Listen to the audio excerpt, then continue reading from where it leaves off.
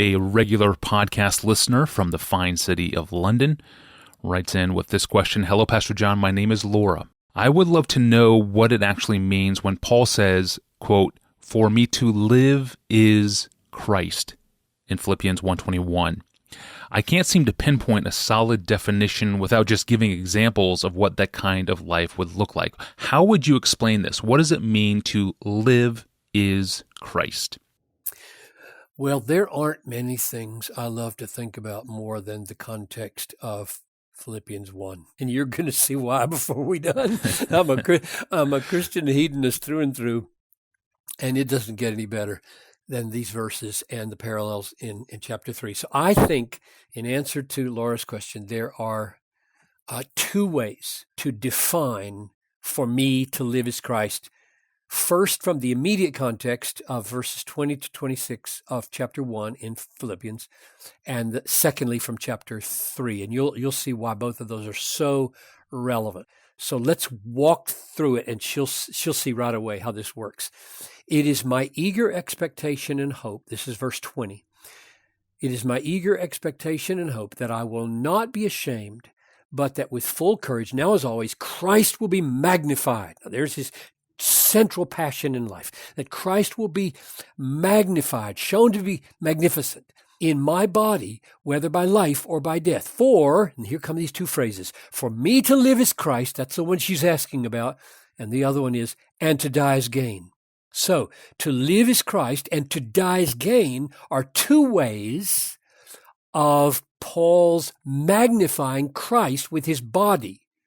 So what we want to know is, how is Christ magnified in Paul's life? Because that's what he's aiming at in this text. To live is Christ. To live is to magnify Christ. To live is to show that Christ is magnificent. So watch how he does it. If I am to live in the flesh, that means fruitful labor for me. So the first thing he says about to live is not Christ, but fruitful labor. So what does that mean? What is fruitful labor that magnifies Christ in such a way that you can say to pursue this fruit is to pursue the glory of Christ? So he keeps going in verse 24. To remain in the flesh is more necessary on your account. Convinced of this, I know that I will remain and continue with you all for your progress and joy in faith. So his fruitful labor that he's staying alive for is labor to increase the joy of the faith of the Philippians. So if they have greater joy by embracing Jesus, that is believing, embracing Jesus in faith, Jesus is made to look magnificent. And Paul's life is achieving its purpose from verse 20. So your joy of faith in Jesus is the fruit of my labor, and that makes Christ look great, and that's what it means for me to live Christ.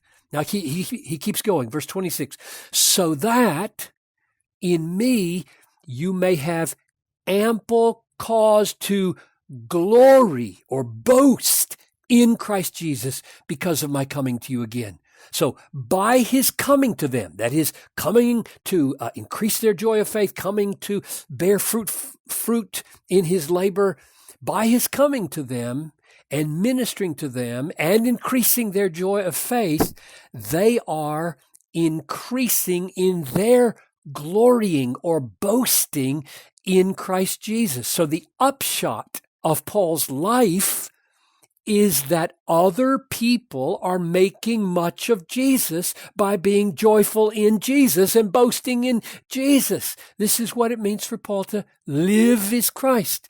To live is Christ means to live, to be the means of other people making Christ look magnificent by finding Christ to be their supreme treasure and their greatest satisfaction. That's what glorying in Christ and being happy in Christ means. So that's the first answer. Now, watch it get amazingly confirmed if you jump over to chapter 3, verses 7 and 8. And the link is clear in Paul's mind because the word gain over here in chapter 1, he says to die is gain. Now watch the uses of the word gain in chapter 3, verses 7 and 8, where the same way of thinking that Christ being a supreme treasure makes Christ look magnificent, which is what Paul's life is about. So here's what it says. Whatever gain I had, I counted as loss for the sake of Christ. Indeed, I count everything as loss because of the surpassing worth of knowing Christ Jesus my Lord. For his sake, I have suffered the loss of all things and count them as rubbish in order that I might gain Christ. Now, back in chapter 1, to die was to be with Christ, and therefore dying was gain, and therefore his dying magnified Christ because it showed that Christ was more valuable than everything he had lost in death. Now here in chapter 3, he's unpacking to live as Christ in the same way, with the same argument, only instead of losing everything by dying, he says, I'm counting everything as loss even while I live. So to show that the value of Christ is better than the things I have in life, even while I am alive. So again, to live as Christ means to live in such a way as to make Christ look magnificent as your supreme treasure. Now, I can't let this go.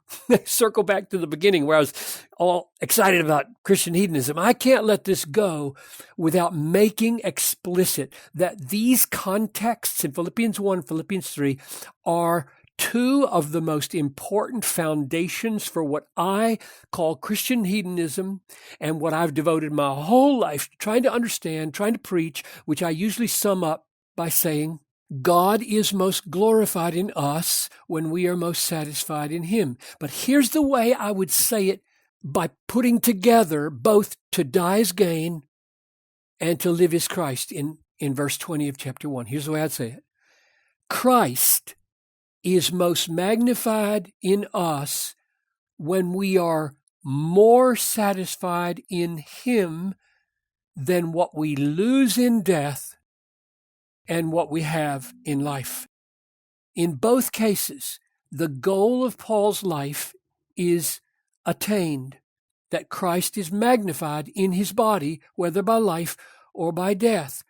And the key to magnifying Christ in life and in death is to find him more precious, more valuable, more satisfying, more joyful, more boastworthy than everything we lose in death.